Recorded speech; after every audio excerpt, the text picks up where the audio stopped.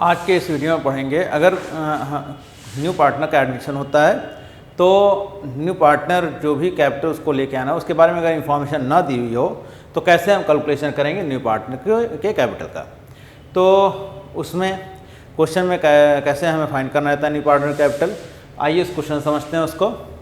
यहाँ पे क्वेश्चन में कह रहा है कि ए and B partners ratio in लोगों का दिया हुआ है 3:2। ठीक, अब कैपिटल बैलेंस इनका दिया हुआ है, ए का 1 लाख और बी का दिया हुआ है 2 लाख।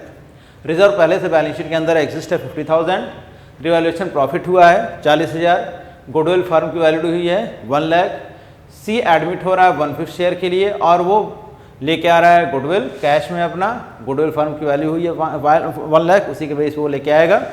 और capital equal to proportionate capital of firm. ठीक, तो अब देखो अगर ये पॉइंट कहे कि न्यू पार्टनर को जो भी कैपिटल वो लेके आ रहा है वो टोटल कैपिटल का जो भी उसका टोटल कैपिटल में हिस्सा बन रहा है उसका प्रोपोर्शनेट लेके आ रहा है, इसका मतलब हुआ कि टोटल कैपिटल पहले हमको फाइंड करना पड़ेगा और उसमें उसका हिस्सा देंगे हम। हिस्सा कितना है उसका 1/5। तो ये टोटल कैपिटल जो फाइंड होगा वो कैसे फाइंड होगा, इसके लिए हम लोग जो क्लोजिंग कैपिटल होगा पुराने पार्टनर्स का नहीं ओल्ड पार्टनर्स का जो क्लोजिंग कैपिटल होगा उसके बेस पे फाइंड करेंगे क्या हम लोग टोटल कैपिटल ऑफ फर्म। ठीक, और वो उस टोटल कैपिटल के बेस पे फाइंड करेंगे सी का कैपिटल। ठीक, तो इसमें हम लोग पहले पूरा कैपिटल अकाउंट बनाएंगे ओल्ड पार्टनर्स का और जो क्लोजिंग बैलेंस आएगा उस कैपिटल अकाउंट से हम लोग फाइंड करेंगे। अगर मान लिया क्वेश्चन में बैलेंस शीट बना के दिया रहता और रिवैल्यूएशन वगैरह अकाउंट बना रहता तो वो सभी हम पहले बनाते। ठीक, क्योंकि बिना उसके बनाए हम लोग रिवैल्यूएशन प्रॉफिट फाइंड नहीं कर पाएंगे। इस क्वेश्चन में हमको बस कैपिटल प्रोपोर्शनेट समझाना था, इसलिए रिवैल्यूएशन का प्रॉफिट गुडविल सब निकाल के मैंने दे दिया है। ठीक, अब देखो क्वेश्चन में जो भी कैपिटल बैलेंस है ए का और बी का, ये पहले हम लिखेंगे। ए का 1 लाख है और बी का है 2 लाख। ठीक, अब रिजर्व पहले से बैलेंस शीट के अंदर एग्जिस्ट है, वो रिजर्व पार्टनर में बांटेंगे किस रेशियो में, ओल्ड रेशियो में। तो 50,000 को 3/5 और 2/5 में बांटेंगे तो 30,000 ए का, 20,000 बी का। ठीक, कोई भी रिजर्व फंड प्रॉफिट पहले से बैलेंस शीट के अंदर हो तो वो पार्टनर्स में बांट दिया जाता है किस रेशियो में, ओल्ड रेशियो में। ऐसे ही मान लिया कोई गुडविल लॉस बैलेंस शीट के अंदर पहले से एग्जिस्ट कर रहा हो तो उसको हम लोग राइट ऑफ कर देते हैं किस रेशियो में, ओल्ड रेशियो में। ठीक, अब रिवैल्यूएशन का प्रॉफिट है 40,000, ये भी बांट दिया जाएगा पार्टनर्स में किस रेशियो में, उनके ओल्ड रेशियो में बाय रिवैल्यूएशन। 40,000 है, 40,000 को 3/5 और 2/5 में बांटेंगे तो 24,000 और 16,000। ठीक, सी एडमिट हो रहा है 1/5 शेयर के लिए और वो अपना गुडविल कैश में लेके आ रहा है।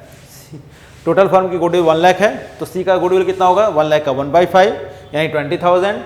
ये गुडविल सी जो लेके आएगा वो बांट दिया जाएगा पार्टनर्स में किस रेशियो में, सैक्रिफाइसिंग रेशियो में।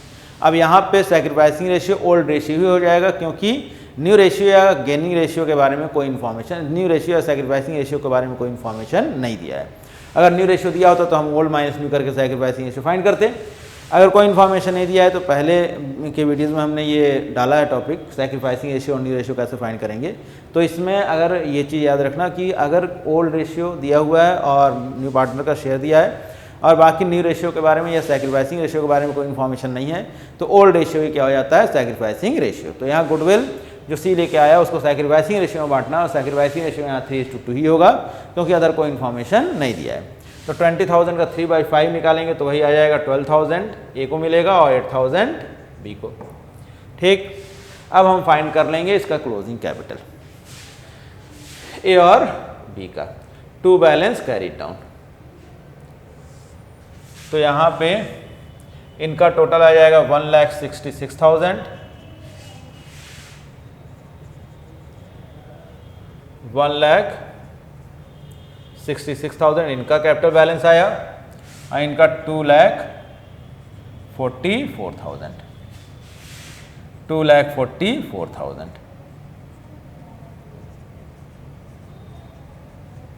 ठीक, ये कैपिटल बैलेंस जो हम लोगों ने फाइंड किया ए और बी का, इसी के बेस पे हम फाइंड करेंगे अब टोटल कैपिटल। कैसे फाइंड करेंगे, अब देखो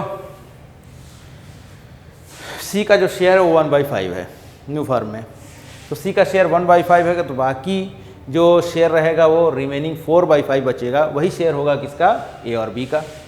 तो यहाँ पे सी का शेयर हमें पता है, सी का शेयर कितना है 1/5। तो रिमेनिंग शेयर कितना होगा, रिमेनिंग शेयर जो होगा फर्म का वो होगा 1 - 1/5 यानी 4/5। ठीक, ये जो 4/5 शेयर होगा वही शेयर होगा किसका, ए और बी का। और जो ए और बी का कैपिटल है वो 4/5 ही है टोटल कैपिटल का। ठीक, क्योंकि उनका शेयर फर्म में कितना है 4/5, तो इनका जो कैपिटल है वो 4/5 होगा टोटल कैपिटल का। तो 4/5 ऑफ टोटल कैपिटल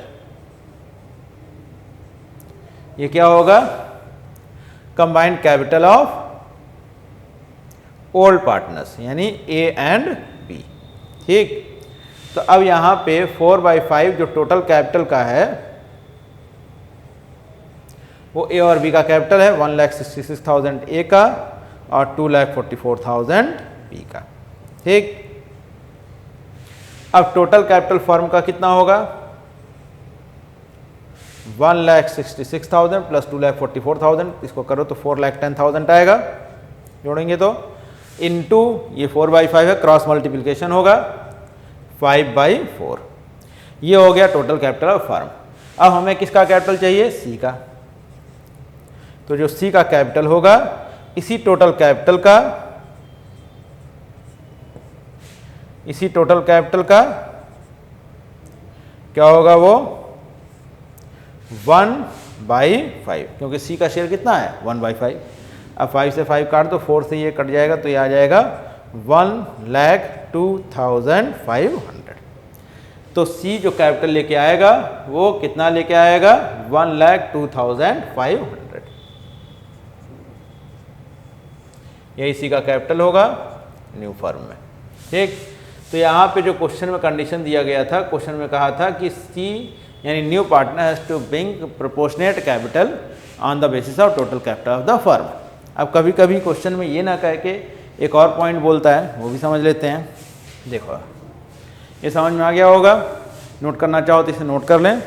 अब देखो दूसरा पॉइंट यहाँ पे कह रहा है C has to bring capital, C capital लेके नहीं आया and capital equal to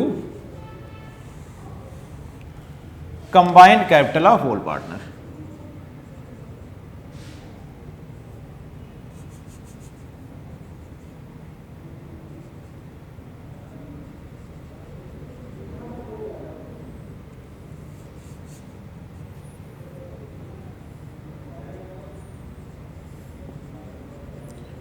combined capital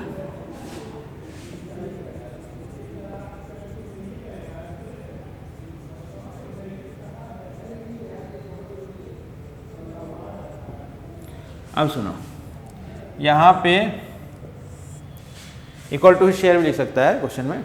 अब यहाँ पे कह रहा है कि सी जो है वो कैपिटल लेके आएगा equal to his share of combined capital of old partners यानी equal to 1/5 of combined capital of old partners. तो अगर क्वेश्चन में ऐसा शब्द लिखा है, प्रोपोर्शनेट करने के लिए नहीं कहा है, ठीक, अगर कहो on the basis of capital proportionate to combined capital of old partners, तो यही हम चीज़ करेंगे। ठीक है, लेकिन अब क्वेश्चन में कह रहा है capital equal to 1/5 of combined capital of old partners. ठीक, तो उस कंडीशन में अब हमको बहुत आसान तरीके से फाइंड करना है। पहले तो हम क्लोजिंग कैपिटल फाइंड कर लेंगे। अब सी का शेयर हमें पता है 1/5 और जो क्लोजिंग कैपिटल है कंबाइंड क्लोजिंग कैपिटल ए और बी का वो भी हमें पता है। ठीक, तो जो कंबाइंड कैपिटल है सी का शेयर क्या है 1/5 और इसको जो कंबाइंड कैपिटल है ए और बी का उसी का 1/5 लेके आना है। तो 1/5 of combined capital of A and B, closing capital जो ए और बी का कैपिटल होगा 1,66,000 प्लस 2,44,000। तो यहाँ हो जाएगा 1/5 ऑफ 4,10,000।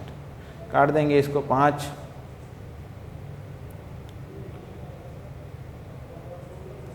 82,000। यही हो जाएगा कैपिटल किसका, सी का। तो आसानी से निकल जाएगा। इसमें हमें टोटल कैपिटल फाइंड करने की ज़रूरत नहीं है। सीधे जो कैपिटल ए और बी का यानी ओल्ड पार्टनर्स का कैपिटल जो आएगा उसी के बेस पे हम लोग फाइंड कर लेंगे सी का कैपिटल।